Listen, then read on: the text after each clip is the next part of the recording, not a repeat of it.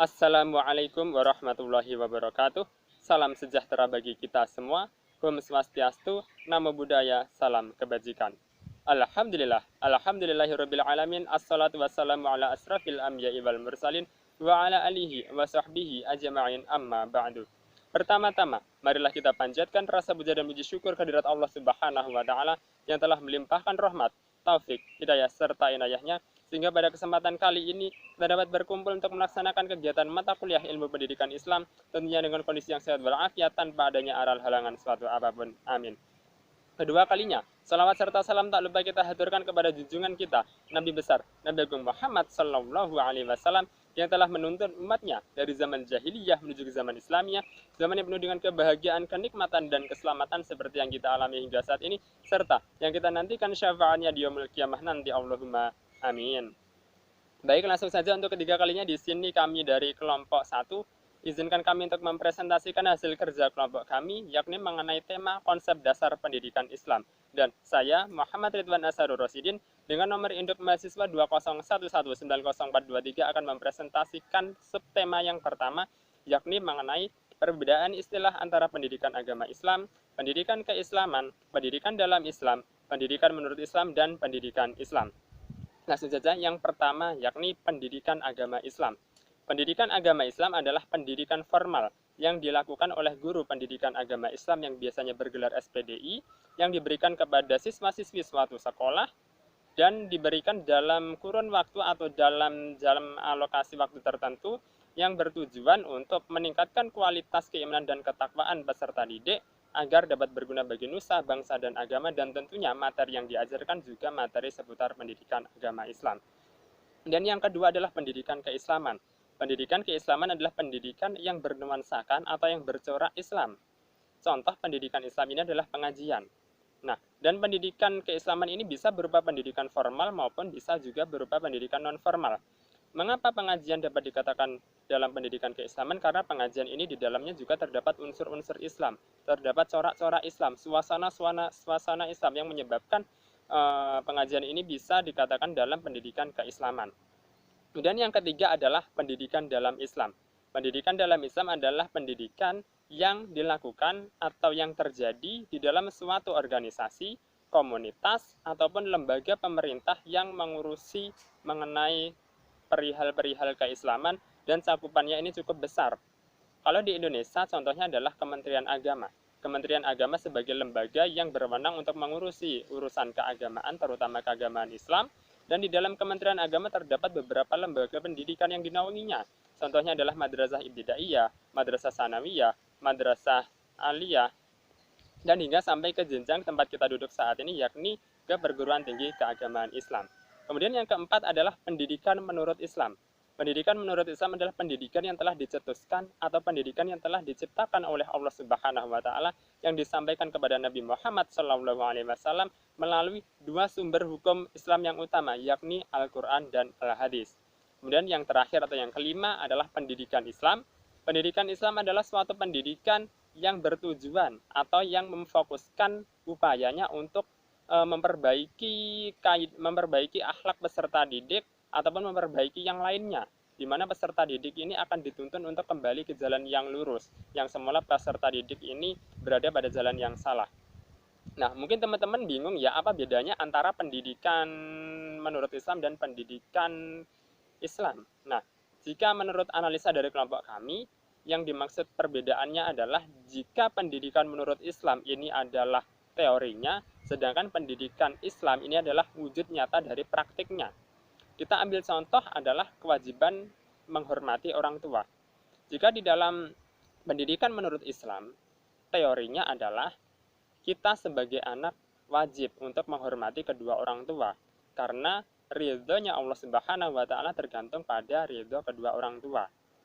Nah, kalau dalam pendidikan Islam, itu adalah wujud nyata dari praktik bagaimana seorang pendidik untuk menuntun anak didiknya agar menghormati kedua orang tuanya itu tadi. Jadi mungkin demikian pembahasan yang dapat saya sampaikan, dan apabila teman-teman kurang jelas bisa nanti melihat di website di blog pribadi Aza ya, di bukawawasanaza.blogspot.co.id, dan selanjutnya dilanjutkan oleh teman saya. Let's check it out. Di sini saya akan menjelaskan tentang perbedaan tarbiyah, taklim, dan takdib. Tarbiyah dalam bahasa Arab mempunyai banyak definisi yang intinya sama, yaitu mengacu pada proses pengembangan potensi yang dianugerahkan pada manusia. Tarbiyah juga mencakup pengembangan, pemeliharaan, penjagaan, pengurusan, penyampaian ilmu, pemberian petunjuk, bimbingan, penyempurnaan, dan perasaan memiliki terhadap anak didik. Konsep tarbiyah merupakan salah satu konsep pendidikan Islam yang sangat penting, karena pada dasarnya konsep tarbiyah adalah konsep di mana seorang anak diberikan pengetahuan secara langsung. Taklim berasal dari kata alama yu'allimu yang berarti mengajarkan. Taklim juga memiliki arti memberitahu sesuatu kepada seseorang yang belum tahu, sedangkan orang yang beritahu disebut dengan mu'alim, yang artinya orang yang memberitahu. Taklim secara umum hanya terbatas pada proses transfer ilmu pengetahuan dan pendidikan kognitif semata-mata, proses dari tidak tahu menjadi tahu. Secara istilah, taklim juga dapat diartikan sebagai transfer ilmu. Yang selanjutnya, takdib. Takdib berasal dari kata adabayu adibu yang artinya mendidik. Secara istilah, takdib dapat dikaitkan dengan kemuliaan dan ketinggian pribadi seseorang. Konsep takdib dalam pendidikan menjadi sangat penting, mengingat semakin terlihatnya gejala keruntuhan akhlak di kalangan umat Islam bukan dikarenakan mereka tidak mempunyai ilmu pengetahuan, melainkan karena mereka telah kehilangan adab. Sekian, terima kasih. Di sini saya akan menyampaikan materi makalah pertama tentang landasan pendidikan Islam. Landasan pendidikan agama Islam atau sumber-sumber pendidikan Islam. Secara garis besar, landasan pendidikan Islam terdiri dari 3 bagian. Yang pertama yaitu Al-Quran, yang kedua As-Sunnah atau Al-Hadis, yang ketiga yaitu Ijtihad. Yang pertama, Al-Quran. Al-Quran itu sendiri yaitu perkataan Allah atau firman Allah yang disampaikan oleh malaikat Jibril kepada Nabi Muhammad SAW dengan berangsur-angsur, dan oleh Nabi Muhammad SAW disampaikan kepada seluruh umatnya. Al-Quran itu sendiri dari pokok dasarnya terbagi menjadi 2 bagian, yaitu yang pertama tentang ibadah keyakinan, yaitu sebuah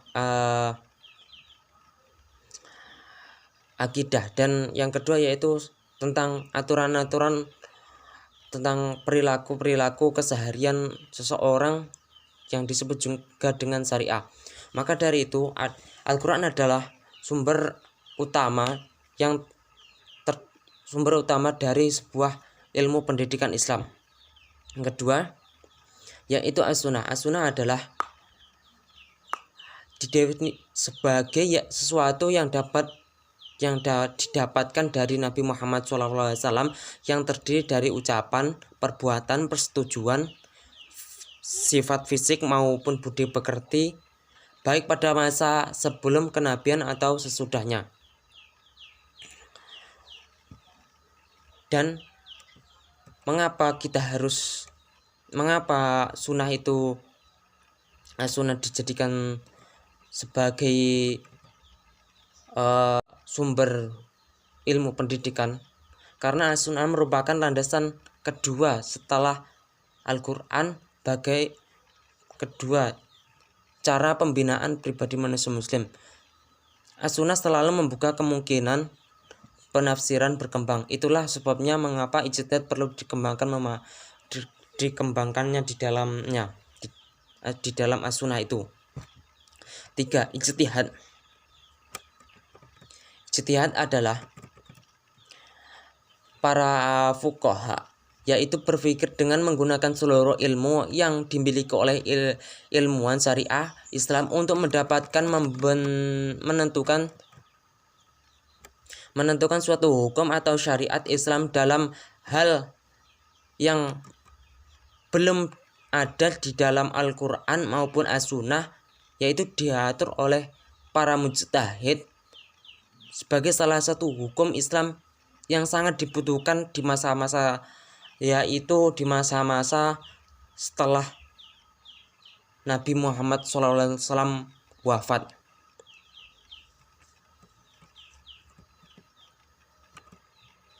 Ijtihad di bidang pendidikan ternyata semakin perlu, sebab ajaran Islam terdapat dalam Al-Quran dan As-Sunnah adalah sifat pokok yang prinsipnya sama. Bila ternyata ada yang agak terperinci, maka perincian itu adalah sekedar contoh menerapkan yang prinsip itu. Saat diturunkan Nabi Muhammad SAW itu wafat, maka Islam telah tumbuh dengan berkembang melalui ijtihad itu sendiri. Dari kesimpulannya yaitu sumber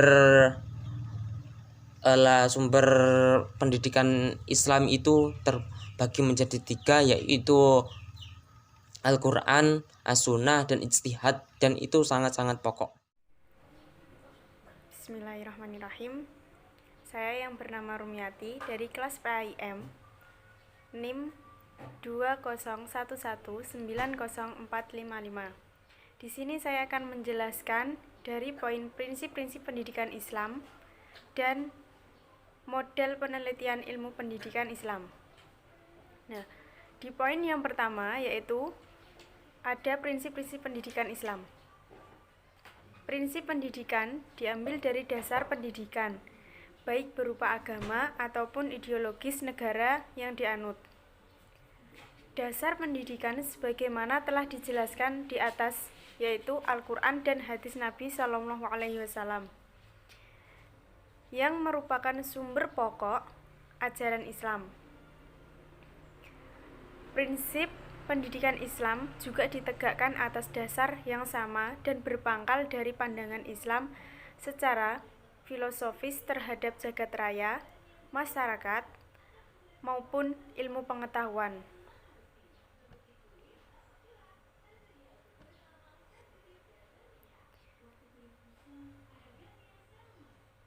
Dan akhlak. Menurut Abudin Nata, prinsip-prinsip pendidikan agama Islam yaitu sebagai berikut. Yang pertama, sesuai dengan fitrah manusia. Yang kedua, keseimbangan. Yang dimaksud dengan keseimbangan di sini yaitu keseimbangan di sini bukanlah hidup yang statis atau jalan di tempat, akan tetapi kehidupan yang dinamis penuh perjuangan untuk meraih kesuksesan, kebahagiaan, keseimbangan antara rohani dan jasmani, dan juga keseimbangan antara dunia dan akhirat. Yang ketiga, sesuai dengan keadaan zaman dan tempat. Yang dimaksud dengan sesuai keadaan zaman dan tempat, kita harus bisa mengetahui bagaimana kondisi zaman sekarang dan tempat kita berada, sehingga kita bisa melakukan dalam hal yang positif pada zaman di mana kita harus mengetahui manakah hal yang harus kita contoh dan manakah hal yang harus tidak kita contoh. Dan kita juga harus mengetahui di manakah tempat kita berada. Yang keempat, tidak menyusahkan manusia. Maksudnya di sini dijelaskan kita tidak boleh saling menyusahkan manusia. Kalau bisa, kita harus saling membantu satu sama lain. Dan kita sebagai manusia harus bisa saling memahami kondisi dan keadaan di sisi yang lain. Misalnya, tidak merepotkan dalam hal apapun itu. Yang kelima, sesuai dengan perkembangan ilmu pengetahuan dan teknologi. Di sini dijelaskan bahwa perkembangan ilmu pengetahuan dan teknologi sekarang semakin luas jangkauannya, sehingga kita perlu mengetahui hal itu agar dapat bisa berkembang dalam melakukan ilmu pengetahuan di dalam teknologi pada zaman sekarang ini.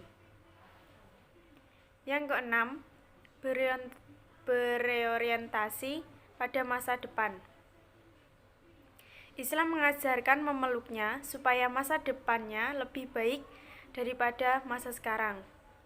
Dengan prinsip ini, maka seseorang muslim akan lebih dinamis dan progresif.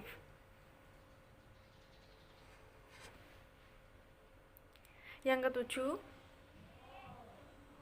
kesederajatan, yaitu prinsip kesederajatan dalam Islam diajarkan kepada upaya pemberian kesempatan yang sama kepada semua manusia untuk mendapatkan sebuah pendidikan dan mendapat peluang serta kesempatan yang sama.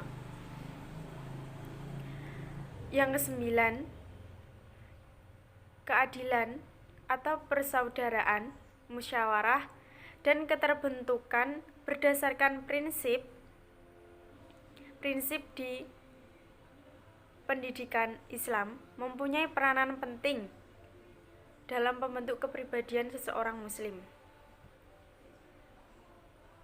Nah, sekarang kita melanjutkan ke poin yang kedua, yaitu model penelitian ilmu pendidikan Islam. Nah, di sini dijelaskan, dilihat dari segi objek, ilmu pendidikan dapat dibagi kepada 3 bagian. Yang pertama yaitu ada pengetahuan ilmu, yaitu pengetahuan tentang hal-hal atau objek yang empiris diperoleh dengan melakukan penelitian ilmiah dan teori-teorinya yang bersifat logis dan empiris.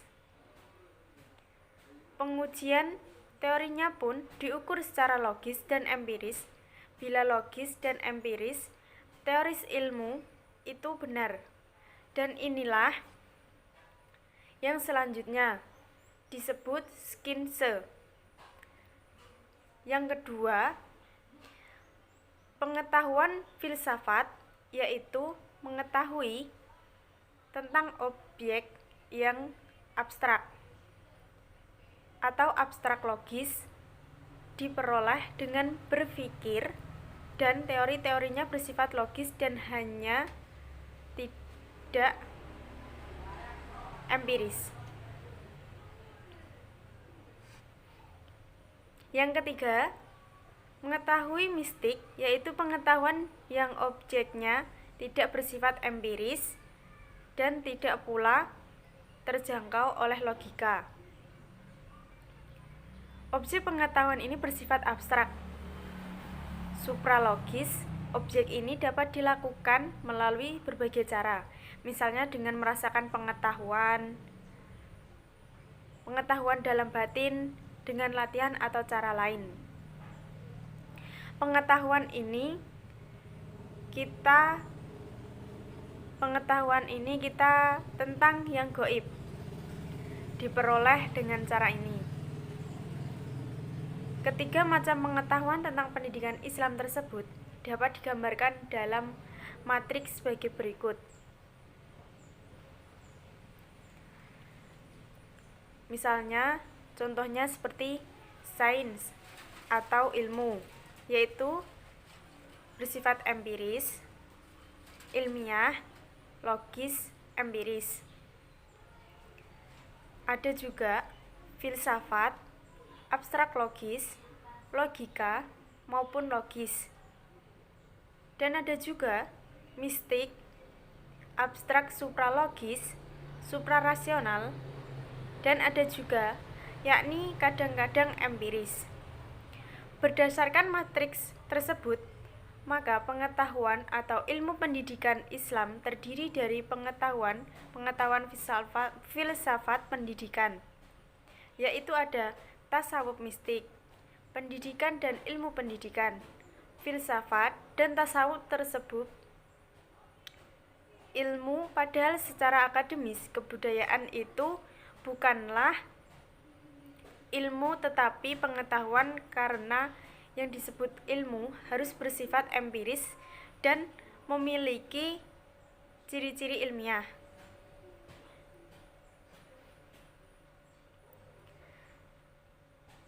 Dengan demikian, maka peta penelitian ilmu pendidikan Islam mencakup penelitian terhadap pengetahuan filsafat pendidikan Islam, pengetahuan mistik pendidikan Islam, dan ilmu pendidikan Islam. Penelitian dalam kajian yang berdasarkan logika maupun filsafat dan keyakinan mistik telah banyak dilakukan para ulama Islam, yaitu seperti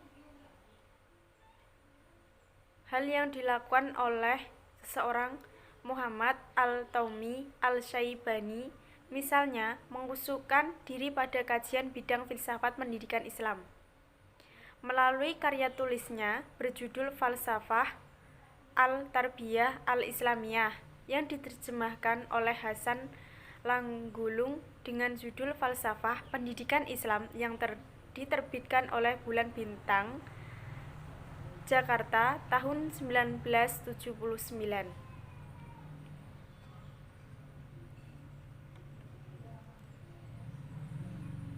Adapun kajian atau tepatnya penelitian terhadap ilmu pendidikan Islam yang bersifat empiris, dinamis, masih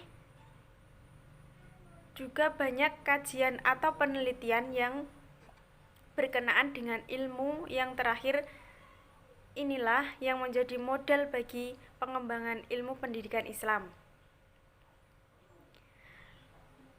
Dari penelitian ilmu pendidikan Islam atau sains yang empiris, itu akan muncul teori yang selanjutnya, disesuaikan dengan ajaran-ajaran Islam. Teori-teori itulah yang kelak disebut oleh ilmu pendidikan Islam. Dengan demikian, pengembangan ilmu pendidikan Islam tidaklah mencakup pekerjaan mengembangkan filsafat pendidikan Islam, dan tidak pula mengembangkan manual pendidikan Islam. Teori-teori yang diperlukan dikembangkan dalam ilmu pendidikan Islam menurut Ahmad Tafsir ternyata luas sekali. Karena mungkin keluasan itu disebabkan karena kegiatan pendidikan Islam memang luas sekali.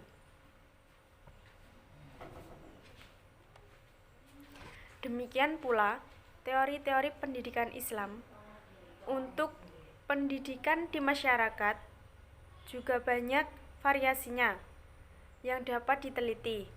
Misalnya seperti ada penelitian tentang teori pendidikan di pesantren, teori pendidikan untuk di pesantren kilat, di majelis taklim, khutbah, kursus, dan sebagainya.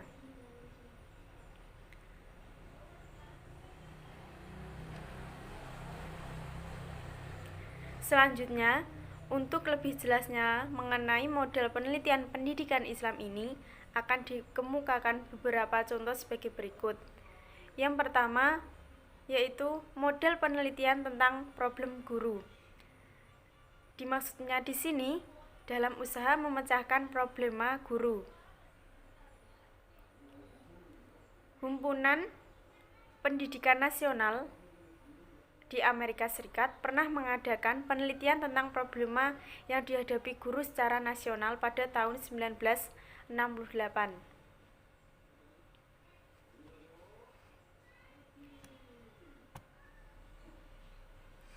Yang kedua, Model penelitian tentang lembaga pendidikan Islam.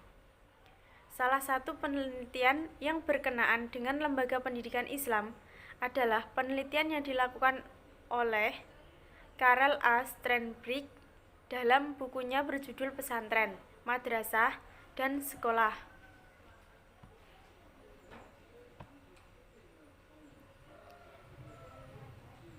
Yang ketiga,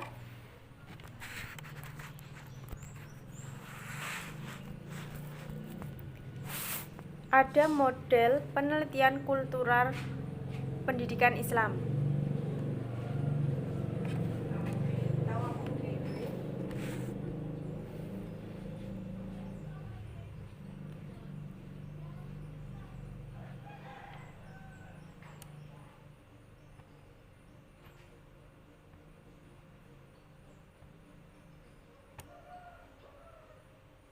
Mungkin cukup itu yang dapat saya sampaikan. Apabila ada kurang dan lebihnya, saya mohon maaf. Dan jika kurang paham, nanti bisa ditanyakan dalam forum diskusi. Dan mungkin ada kesalahan dalam pembicaraan yang saya sampaikan, mohon dimaafkan. Cukup sekian. Wassalamualaikum warahmatullahi wabarakatuh.